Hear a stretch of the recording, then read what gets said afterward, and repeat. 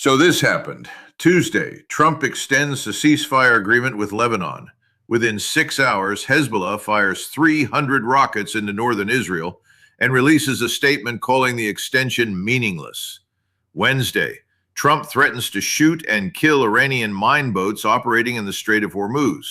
Thursday, the United States Navy seizes the Iranian cargo ship Touska. Iran immediately claims it was carrying dialysis supplies for civilian hospitals. 3 days. That is all it took. The ceasefire extension became the justification for escalation on both sides. The Hormuz blockade pushed Brent crude to $105 per barrel, and diplomatic envoys are now flying to Pakistan for talks that Iran says are not even scheduled. You saw the headlines about the rocket barrage. Here is what they are not telling you about what happens when all of this collapses at once. If you have been tracking this conflict daily, you have been watching individual developments, ceasefire extensions, naval threats, cargo seizures, as separate stories with separate causes. What the coverage is missing completely is that these are not separate events responding to separate triggers. They are the visible outputs of a system operating beyond its designed capacity. The United States is simultaneously enforcing a naval blockade on Iran, negotiating a ceasefire framework in Lebanon that one of the primary armed groups rejects outright, responding to rocket attacks that violate that framework within hours, and attempting to organize diplomatic talks through a third country while the target nation denies the talks exist. That is not a policy responding to a crisis. That is a policy producing the crisis through the attempt to manage it. What Douglas Macgregor has been documenting for the past month is not that the strategy is failing tactically. The strategy is structurally unsustainable. And the next 48 hours will show whether the breaking point has already passed. If this analysis is giving you what the daily coverage is missing, subscribe to Geopolitical Analysis Hub right now. Share this with someone who is trying to understand what is actually happening. Let us keep going. Let us start with a Hezbollah statement released Thursday evening because it is the foundation of everything that follows. Within 6 hours of the White House announcing the ceasefire extension, Hezbollah's media office issued a 2-paragraph statement in Arabic and English. The statement did not criticize the ceasefire. It described it as meaningless. That is the exact word used in the English translation published by Al-Manar. Read that language again. When a political actor criticizes a deal, they acknowledge the deal exists and argue against its terms. When they describe it as meaningless, they are stating the deal has no operational reality that constrains their behavior. That is not a rejection. That is a declaration that the ceasefire framework does not apply to them, regardless of what was agreed to in diplomatic channels.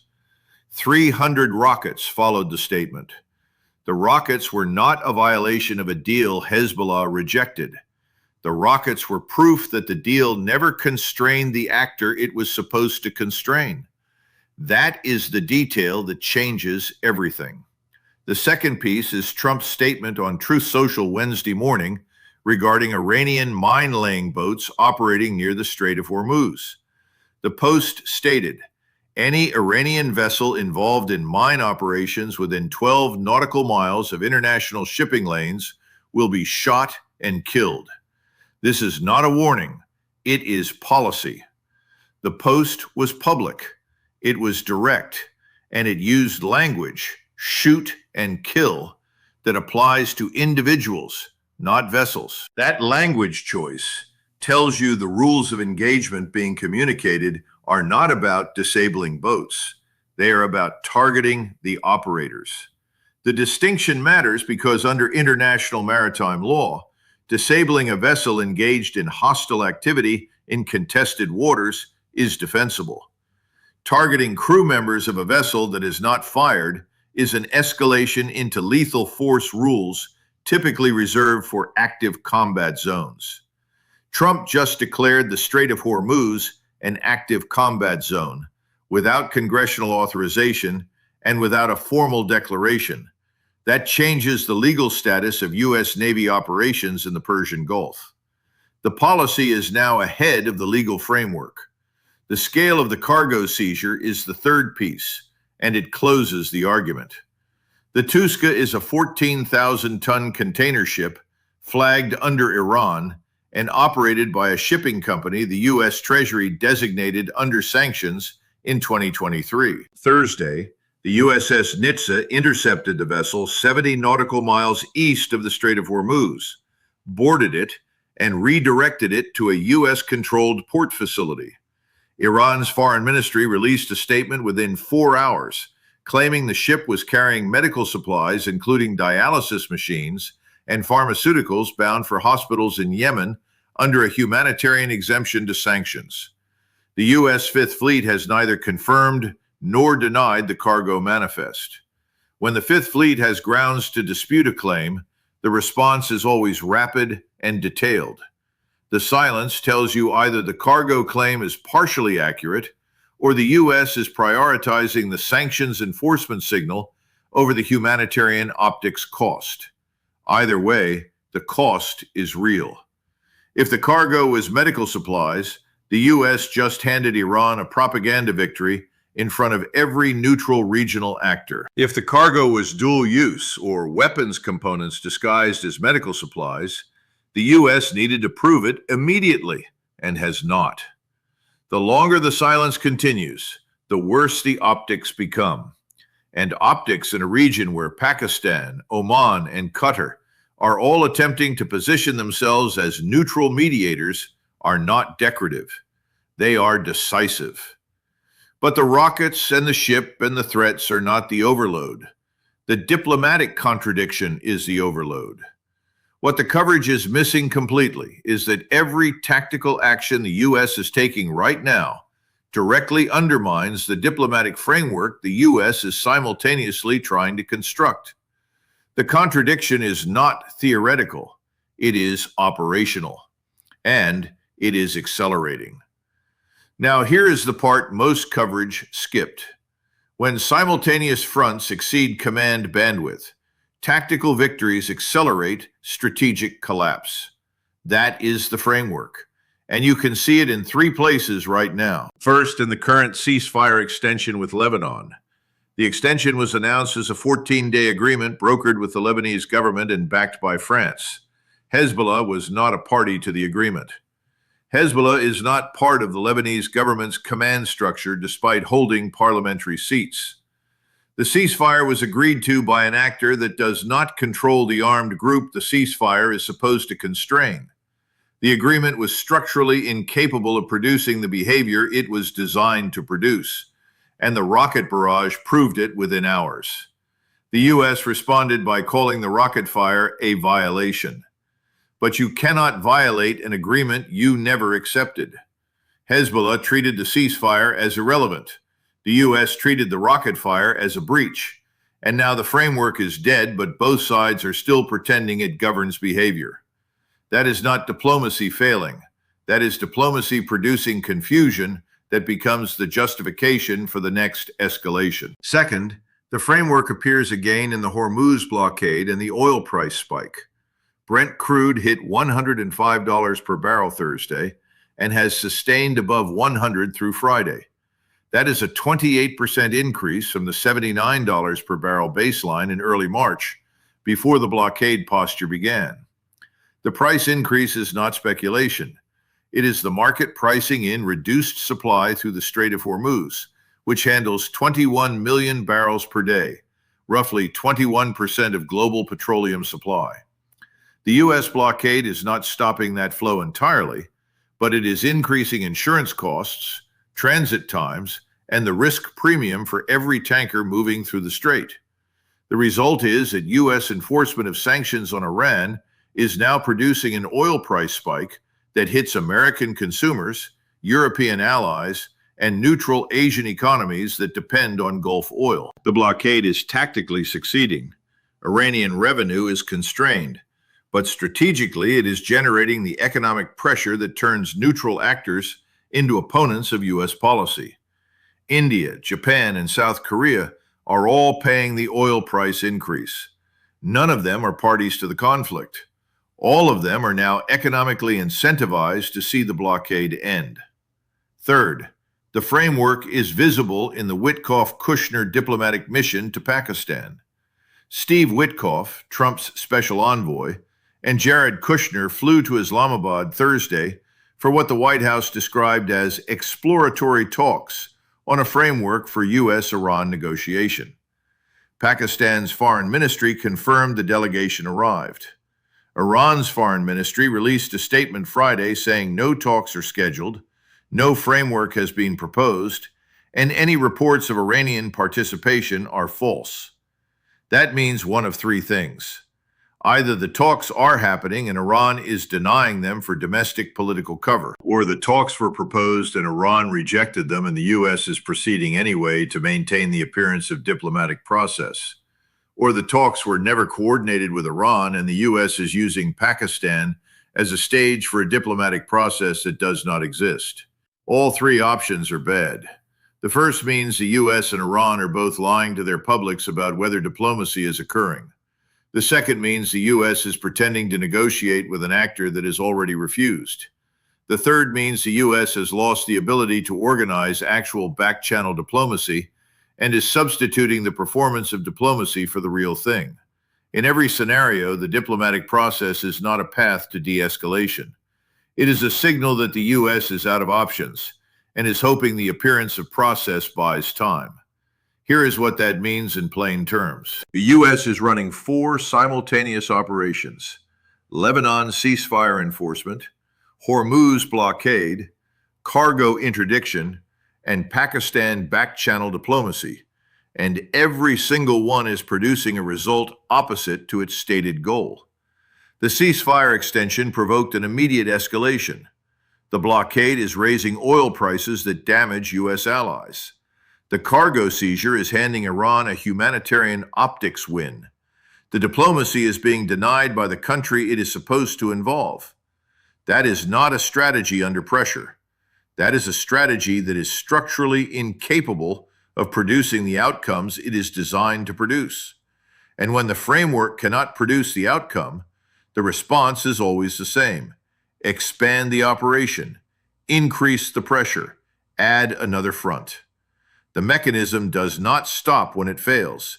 It accelerates. The question that all of this leads to, and that the next 72 hours will force an answer to, is whether the U.S. can sustain tactical escalation across 4 theaters without triggering the collapse of the entire diplomatic and economic framework. The closest historical parallel is not the 2003 Iraq invasion or the 1991 Gulf War. It is Nixon's April 1970 decision to expand the Vietnam War into Cambodia. Nixon announced the incursion as a limited operation to destroy North Vietnamese army sanctuaries and supply lines that were sustaining operations in South Vietnam. The stated goal was to shorten the war by expanding it. The operation was tactically successful. U.S. and South Vietnamese forces destroyed significant NVA infrastructure in the Cambodian border region. Captured supplies were real. Enemy casualties were documented. But the expansion triggered 3 simultaneous collapses that Nixon had not accounted for. First, domestic opposition to the war, which had been fragmentary and campus-based, became nationwide. 4 students were killed at Kent State by National Guard troops during protests directly sparked by the Cambodia decision. The protests spread to 4 million students across 450 universities. The expansion of the war destroyed whatever remaining public patience existed for gradual de-escalation. Second, congressional support collapsed. The Senate repealed the Gulf of Tonkin resolution in June 1970. 2 months after the incursion began. The legal foundation for continued operations was removed by the legislative branch in direct response to the expansion. Third, Allied support fractured. The Cambodian government, which had allowed the incursion, was overthrown in 1975 by the Khmer Rouge, a direct result of the destabilization the incursion caused. The expansion that was supposed to stabilize South Vietnam by removing the NBA sanctuaries ended up creating a new theater of collapse that pulled resources and attention away from the original mission. The parallel is not that Trump is repeating Nixon's tactical decisions. The parallel is that expanding operational theaters while domestic and allied support is already thin accelerates the collapse of the entire framework, rather than relieving pressure on any single front. Nixon added Cambodia to relieve pressure on South Vietnam. It destroyed congressional and public support instead. Trump is adding Hormuz enforcement and Pakistan diplomacy to relieve pressure on the Lebanon ceasefire. What it is producing is oil price spikes, cargo seizure optics losses, and diplomatic denials from the country the diplomacy is supposed to involve. What is different now is the speed. Nixon had months between the Cambodia decision and the Kent state collapse. Trump has hours. The ceasefire extension was announced Tuesday. The rockets fired Thursday. The cargo ship was seized the same day. The diplomatic denial from Iran came Friday. The entire cycle from policy announcement to operational failure to diplomatic contradiction happened in 72 hours. The mechanism is the same. The acceleration is new. Let us step back from the specific rocket barrage and cargo seizure and look at what this means for the larger trajectory. Here is what happens if the U.S. pulls back enforcement pressure and prioritizes the Pakistan negotiation track. In the next 48 hours, Trump announces a temporary de-escalation in Hormuz. Naval posture shifts from intercept to monitoring, and the Touska is released with a sanctions fine rather than cargo confiscation. That decision signals to Pakistan, Oman, and Qatar that the U.S. is willing to create space for diplomacy. Iran interprets the pullback as confirmation that economic pressure is working and that the U.S. cannot sustain the blockade politically.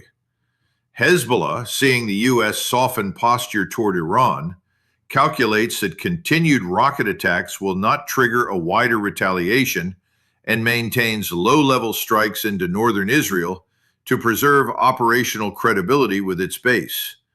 Within 2 to 4 weeks, Witkoff and Kushner produce a framework document in Islamabad that proposes sanctions relief in exchange for verified limits on Iranian support to Hezbollah and Yemen-based forces. The framework is vague on enforcement timelines and verification mechanisms, but it is enough for Trump to declare diplomatic progress. Oil prices dropped to $90 per barrel as markets price in reduced Hormuz risk. European allies publicly support the framework. Iran agrees to exploratory talks but does not commit to any specific limits. The appearance of process stabilizes the situation temporarily, but no actual constraint on Iranian behavior is established.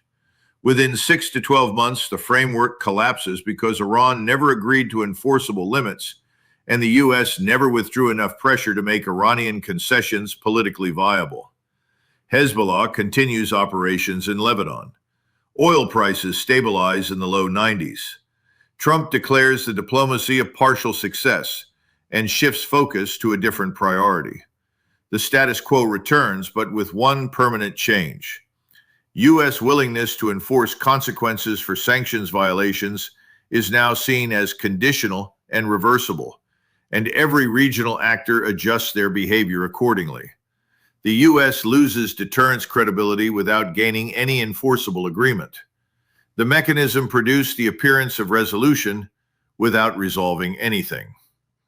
Here is what happens if the U.S. refuses to pull back and instead increases enforcement across all theaters. In the next 48 hours, Trump authorizes live fire engagement rules for any Iranian vessel approaching within 5 nautical miles of a U.S. Navy ship in the Strait of Hormuz. The first engagement happens within 24 hours. An Iranian patrol boat is disabled. 3 crew members are killed. Iran responds by declaring the Strait of Hormuz a closed military zone and announces that any vessel transiting without Iranian authorization will be treated as hostile. Tanker traffic stops. Insurance companies refuse to cover transits. Oil prices hit $130 per barrel by Monday. Within 2 to 4 weeks, global pressure on the U.S. to de-escalate becomes unsustainable.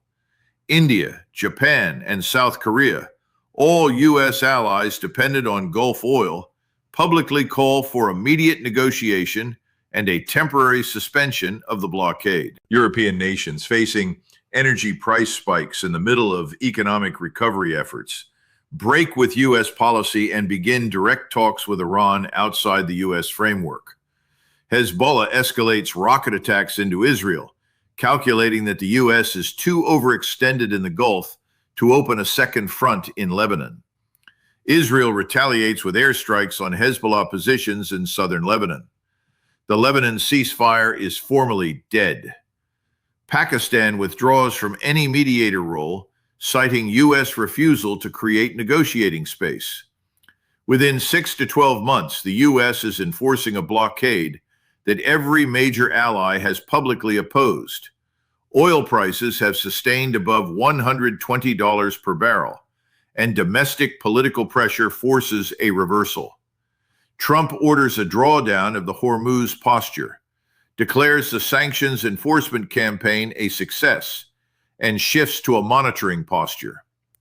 Iran declares victory, having survived the maximum U.S. pressure campaign without making any concessions. Regional actors conclude that U.S. enforcement threats are not sustainable past the first economic shock, and future compliance with U.S. sanctions becomes voluntary.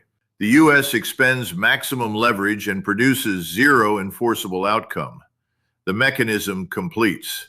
The collapse is total. Both of those scenarios are in motion right now. Subscribe to Geopolitical Analysis Hub. Turn on notifications. Story is not over, not even close.